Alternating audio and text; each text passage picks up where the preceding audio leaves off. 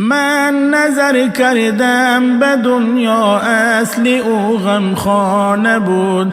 قصه های زندگیش پیش رو افسانه بود. من نظر کردم به دنیا، اصلی او غمخانه بود. قصه های زندگیش پیش رو افسانه بود.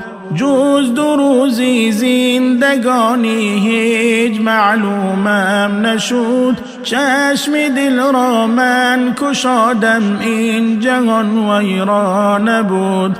جز 2 روزی زندگانی هیچ معلومم نشد. چشم دل را من کشادم، این جهان ویرانه بود.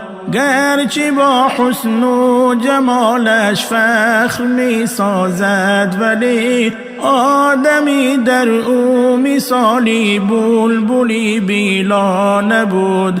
گرچه با حسن و جمالش فخر می سازد، ولی آدمی در او مثالی بلبلی بیلانه بود. 100,000 مرد و زن را در نکاحی خویش کرد. او کناری آدمی زاد همچو یک پروانه بود. 100,000 مرد و زن را در نکاحی خویش کرد. او کناری آدمی زاد همچو یک پروانه بود. جان اقبال حرف من را خوب می باید شنید. گرچه عالم پر ز حسن است، بهر ما بیگانه بود. جان اقبال حرف من را خوب می باید شنید. گرچه عالم پر ز حسن است، بهر ما بیگانه بود.